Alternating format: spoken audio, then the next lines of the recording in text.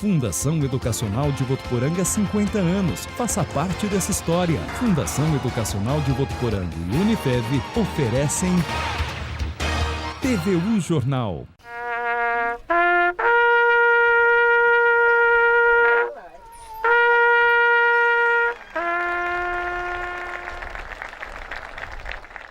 Quarta-feira, 16 de novembro, imagens de Fernandópolis. Foi enterrado hoje de manhã o cabo da PM Cláudio Roberto Florindo da Silva, de 40 anos. Ele era um dos 3 policiais militares feridos depois que criminosos atacaram um caixa eletrônico dentro de um shopping. Ladrões invadem uma festa no bairro Campo Alegre, divisa entre Valentim Gentil e Votuporanga, e assaltam várias pessoas. O sonho da casa própria. O Grupo Pacaembu anunciou o lançamento do residencial Vida Nova Votuporanga 2. Hoje, no Jornal da Manhã Unifev, recebemos a coordenadora comercial do grupo, Ciene Santos. Banco de Alimentos de Votuporanga ganha um caminhão para o trabalho de entregas. Tudo isso e muito mais a partir de agora no TVU Jornal.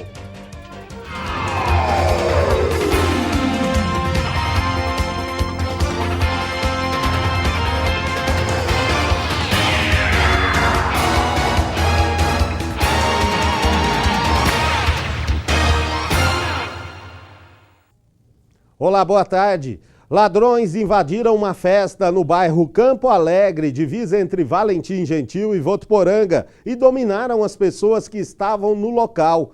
2 assaltantes estavam armados e mantiveram as vítimas sob grave ameaça.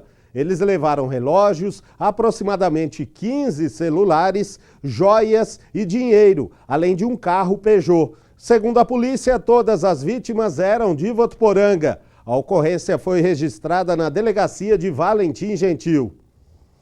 Foi enterrado hoje de manhã em Fernandópolis o cabo da PM Cláudio Roberto Florindo da Silva, de 40 anos. Ele era um dos 3 policiais militares feridos depois que criminosos atacaram um caixa eletrônico dentro de um shopping. Cabo Cláudio morreu ontem. No assalto, ele foi atingido no pescoço, ficou com estilhaços de bala alojados, passou por uma cirurgia na Santa Casa de Fernandópolis e havia recebido alta hospitalar no último domingo. Ele sofreu uma parada cardíaca e não resistiu. O cabo Cláudio Roberto Florindo da Silva tinha 40 anos e quase 17 de polícia militar. Na madrugada do último dia 11, ele participou de uma ocorrência durante a explosão de um caixa eletrônico num shopping de Fernandópolis. Ele foi baleado, socorrido e já estava em casa se recuperando, quando no feriado de 15 de novembro sofreu uma parada cardíaca e morreu. O corpo do policial foi velado aqui na Câmara Municipal de Fernandópolis. Centenas de policiais militares vieram fazer as últimas homenagens e se despedir do colega de trabalho. Ele deixa, além da esposa, 2 filhas, uma de 8 anos e outra de apenas 4 meses de idade.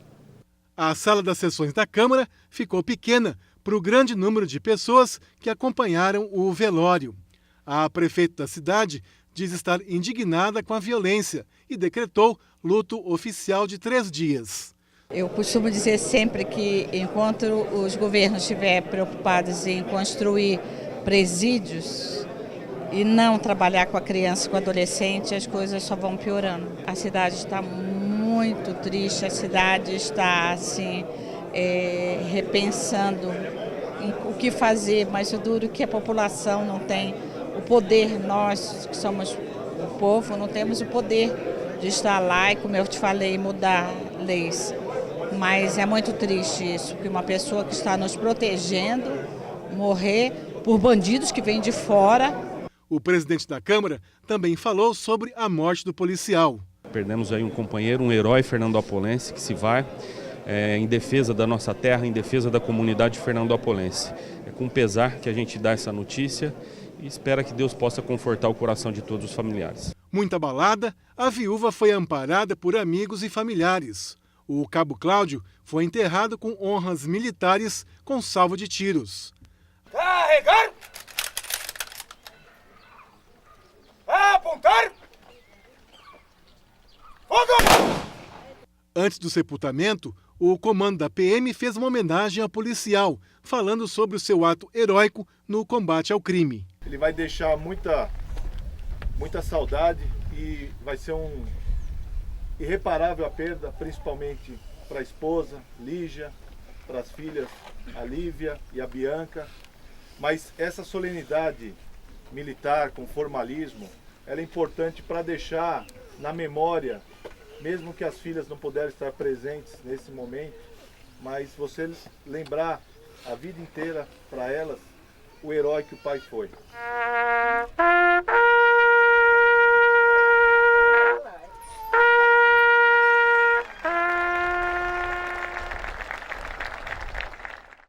Ninguém do alto comando da Polícia Militar quis se manifestar. E agora as principais notícias desta quarta-feira na região noroeste paulista. Olá pessoal, cerca de 40 adolescentes foram abordados durante uma festa na madrugada de ontem em uma chácara em Rio Preto. Um adolescente de 16 anos foi levado até a delegacia por porte de entorpecentes e liberado logo em seguida. O DJ do evento também foi detido e liberado. Os pais dos outros menores foram chamados para prestar depoimentos. A polícia apreendeu uma cartela com micropontos de LSD, papelotes de maconha e várias garrafas de bebidas alcoólicas.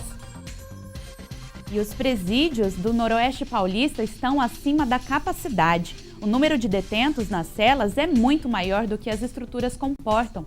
Na região de Araçatuba, a penitenciária de Andradina tem 1.890 detentos, mas a capacidade é para apenas 829. O mesmo ocorre nas penitenciárias de Lavínia. As unidades 1, 2 e 3 juntas comportam 2.532 detentos, mas abrigam atualmente 5.785. A confirmação é da Secretaria de Administração Penitenciária e a própria Secretaria diz que a solução é a construção de novos centros de detenção provisória. E um jovem de 18 anos foi baleado enquanto caminhava na madrugada de ontem em Birigui. O disparo atingiu a clavícula da vítima, que passou por atendimento médico. A vítima disse à polícia que não suspeita quem tenha praticado o crime. Os policiais fazem busca para tentar localizar o suspeito, que até o momento não foi identificado. E a tradição de decorar as cidades para o Natal é levado muito a sério em Santa Fé do Sul. Além de enfeitar, o município colabora com o meio ambiente. Neste ano foram usados 3 milhões de garrafas PET para a confecção dos enfeites usados na decoração denominada Sonho de Natal. A inauguração oficial será no sábado, dia 19, a partir das 20 horas, com a chegada do Papai Noel. Até o dia 31 de dezembro, terá atividades programadas todos os dias. E essas são as notícias do Região em 1 Minuto de hoje. Até amanhã! E o Grupo Pacaembu anunciou o lançamento do residencial Vida Nova Votuporanga 2. São casas com 2 dormitórios, excelente acabamento e total infraestrutura. Hoje, no Jornal da Manhã Unifev, recebemos a coordenadora comercial do grupo, Ciene Santos. Acompanhe. São mais 783 unidades para os moradores de Votuporanga. Depois do sucesso, que foi o Vida Nova Votuporanga 1, estamos aí com o segundo projeto e tivemos uma procura bastante forte no final de semana. Ontem o plantão ficou lotado o dia todo. Temos muitas unidades ainda, então o votuporanguense que quiser sair do aluguel, que nos procure lá na Concha. Luciane, quais são os atrativos dessas casas, dessas unidades habitacionais, pessoal conhecer um pouco mais? O Grupo Pacaembu, ele tem a expertise na construção civil de unidades habitacionais aí do programa Minha Casa Minha Vida. Um projeto muito bonito nosso lá, a fase que já está pronta, com tudo urbanizado, asfalto, água, energia. O mutuário recebe a sua casa já com água, energia, tudo ligado, é só pegar a chave e se mudar. As nossas casas são de laje, piso frio, esquadrias feitas especialmente para o empreendimento, para proporcionar uma iluminação e ventilação melhor na casa, para ficar com um ambiente mais gostoso. Lá na Concha a gente tem todo o material mostrando o projeto, como é, a planta, todo o material que é usado, a localização. O projeto 1 é junto com o 2, né? Então vai virar um bairro único ali. Então a gente quer que as pessoas vá lá, olha, vê, pergunta e tira dúvidas sobre o financiamento, que as dúvidas são muitas, a gente sabe disso. E essas casas são voltadas aí para o pessoal com renda entre R$ 1.600 e R$ 6.500, né? E a pessoa pode ter até subsídio aí de até R$ 15 mil. Como que funciona? Isso mesmo. Votuporanga é atendida por um subsídio de até R$ 15 mil do governo federal. Então, tudo depende de uma análise lá da documentação, se a pessoa tem filhos, se é o casal, o valor da renda dos dois ou de um só, tempo de serviço, né, idade. Por isso que a gente fala que todos devem passar pelo atendimento, porque nós não temos dois financiamentos iguais, não temos dois simulados iguais, né? Então as pessoas devem passar lá pelo atendimento, porque o vizinho chega e fala, eu comprei, eu tive que dar 5 mil de entrada, o outro 10, e às vezes não tem que dar nada de entrada, né? O fundo de garantia também pode ser usado. E o fundo de garantia deve ser usado, né? Porque ele reduz a parcela. E qual que é a maior dúvida das pessoas em usar o fundo de garantia? Se usar o fundo de garantia, eu perco a minha multa rescisória quando houver um desligamento de empresa? Não perde, gente. O valor que vocês usam depois é normalmente cobrado a multa em cima, então pode usar o fundo sem medo, tá? E esse fundo ele pode ser usado como entrada? Sim, ele pode e deve ser usado como entrada, porque ele diminui muito o valor da parcela.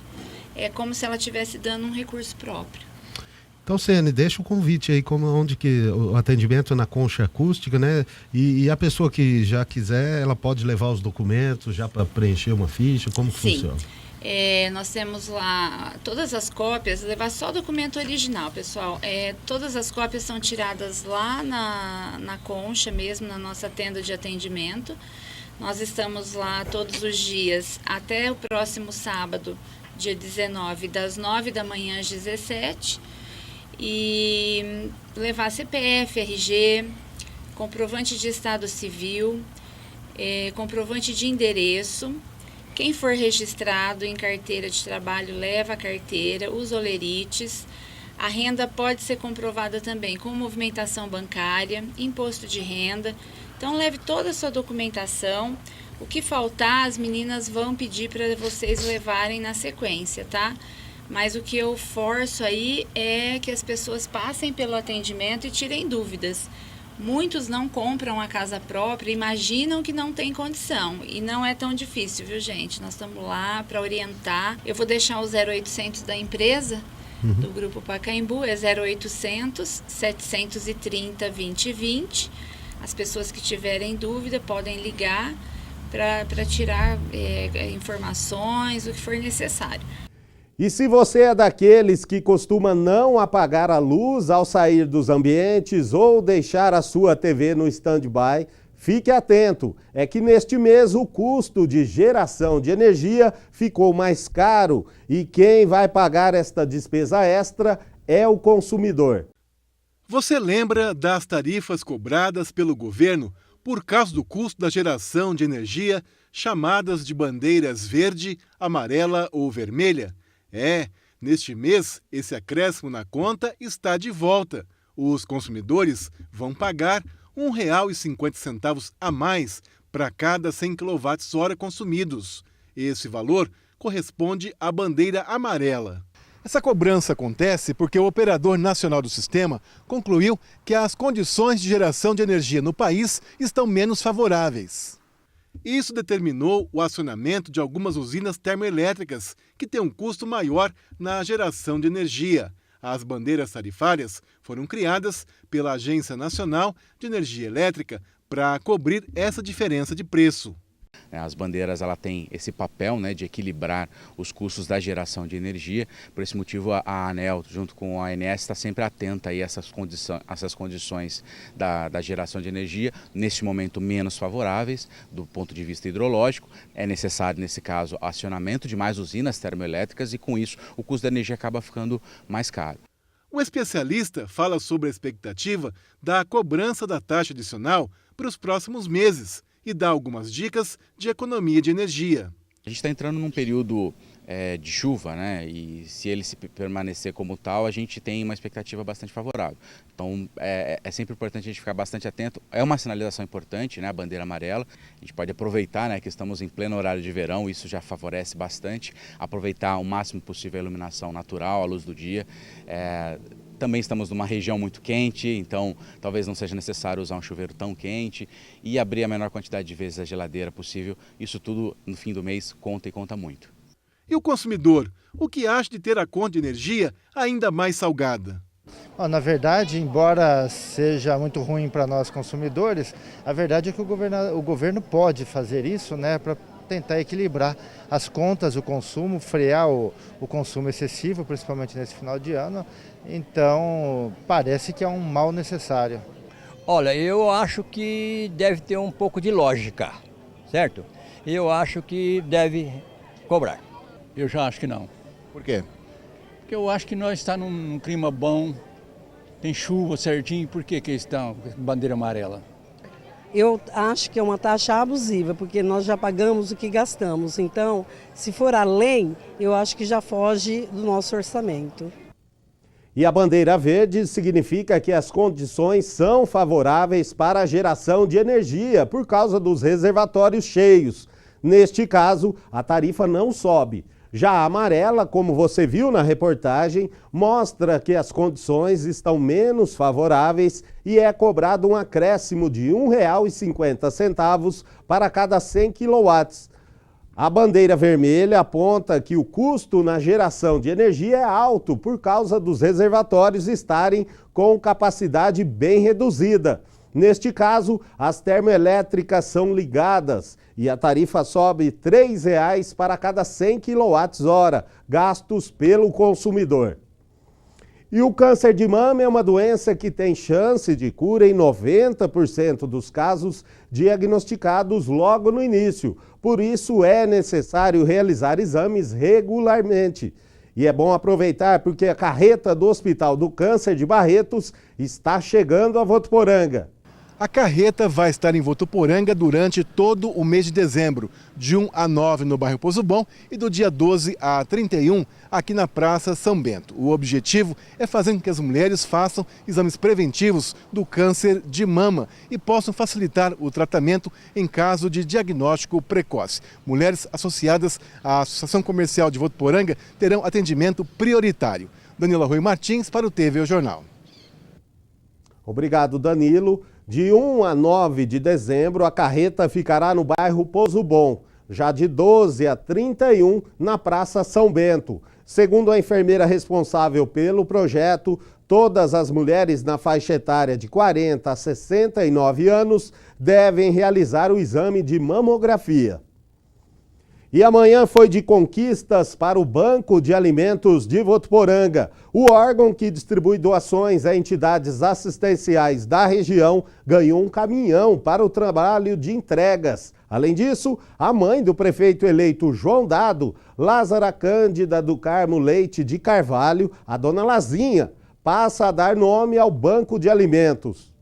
Com presença de várias lideranças do município, o Banco de Alimentos, mantido pelo Fundo Social de Solidariedade, recebeu as chaves desse caminhão, com capacidade para transportar até 5 toneladas de produtos arrecadados.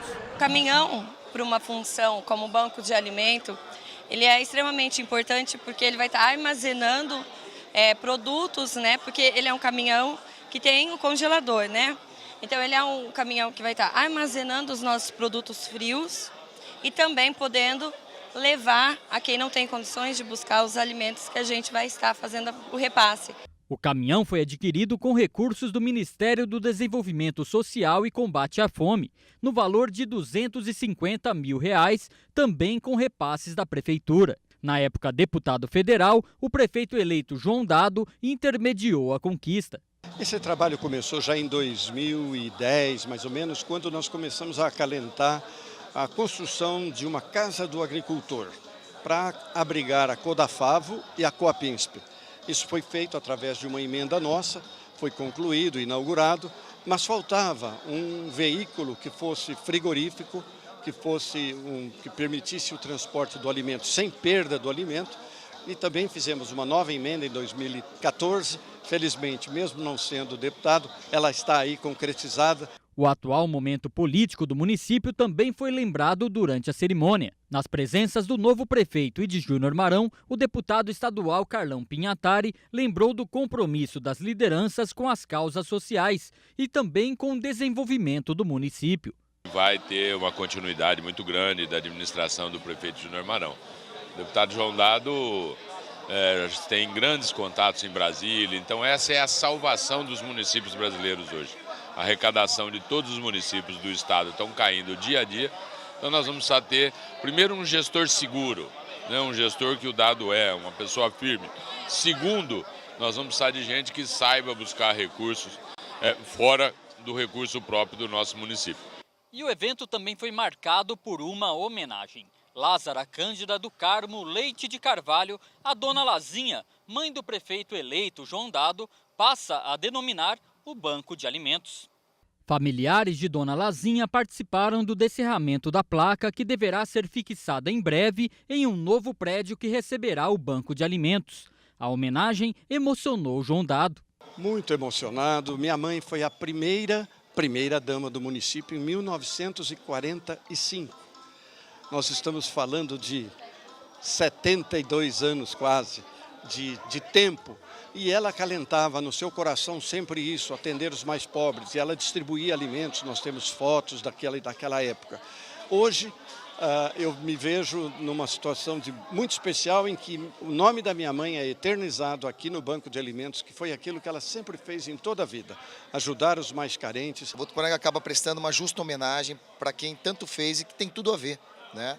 E eu tenho certeza que a partir do ano que vem nós teremos um local próprio, uma estrutura ali na Casa do Agricultor, que foi uma obra que nós entregamos também o ano passado, que vai ajudar muito e vai poder incrementar e avançar ainda mais esse projeto que traz tantos benefícios a todos os assistidos das nossas entidades. Por fim, o evento foi encerrado pela música do projeto Axé Criança, com o hino de Votuporanga e o hino nacional.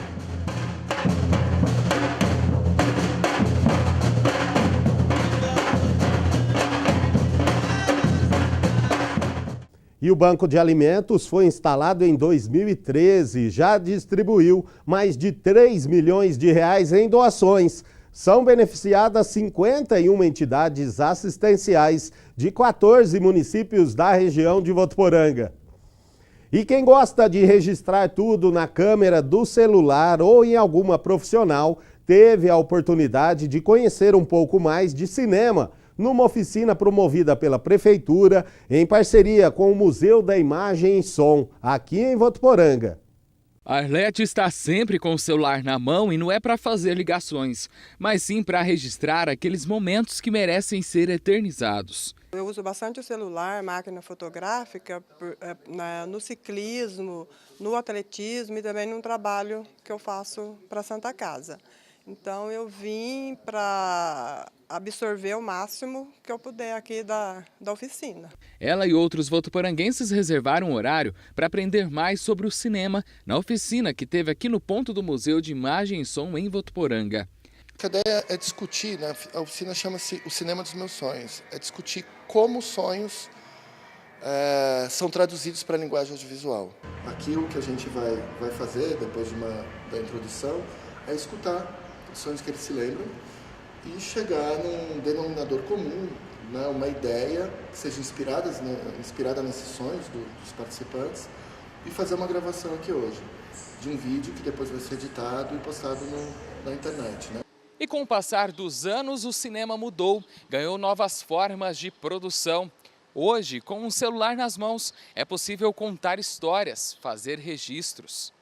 Por exemplo, quando eu comecei a trabalhar com oficinas audiovisuais, foi em 2001, eu perguntava para jovens de 25 anos, né, quem deles já tinha usado uma câmera de vídeo.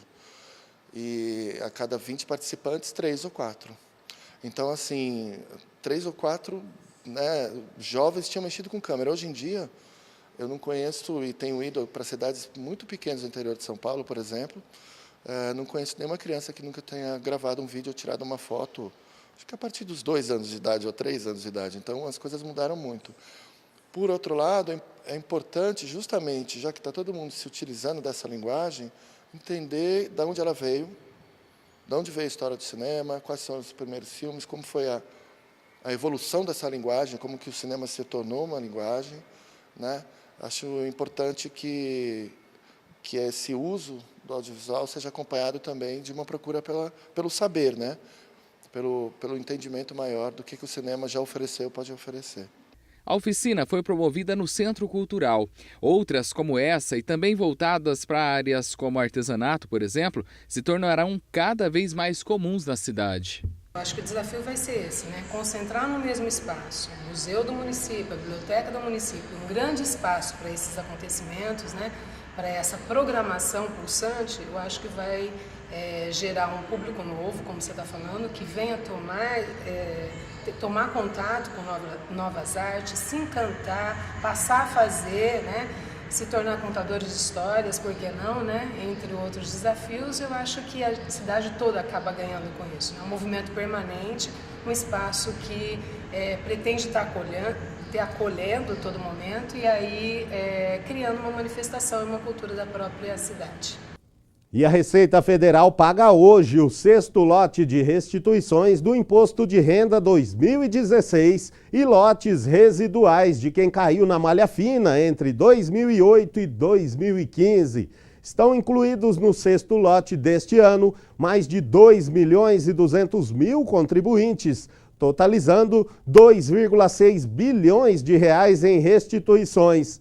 Quem não estiver neste lote de novembro do Imposto de Renda, nem no de dezembro, que é o último deste ano, está automaticamente na malha fina do leão. E no próximo bloco, a previsão do tempo para esta quarta-feira em Votuporanga e região. E ainda tem futebol nos comentários de Josiano Garofolo. A gente volta já.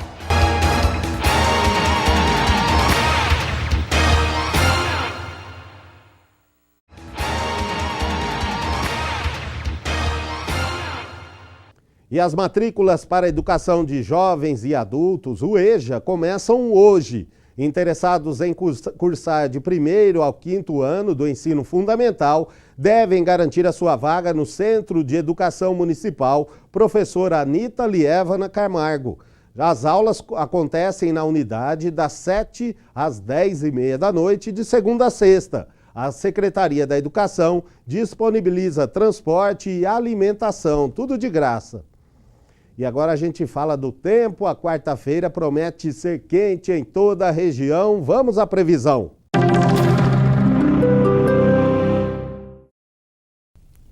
Olá, para esta quarta-feira na região sudeste tem sol entre nuvens, calor e chuva isolada a partir da tarde. Em São Paulo tem sol com aumento de nuvens pela manhã e previsão de chuva à tarde e à noite. As temperaturas ficam entre 29 e 16 graus. Em Rio Preto, sol e poucas nuvens com possibilidade de chuva à tarde. Lá tem mínima de 22 graus e máxima de 33. Já em Votuporanga, o dia amanheceu com sol e algumas nuvens e aqui também tem previsão de chuva à tarde, com a mínima de 21 graus e a máxima de 35. Até mais!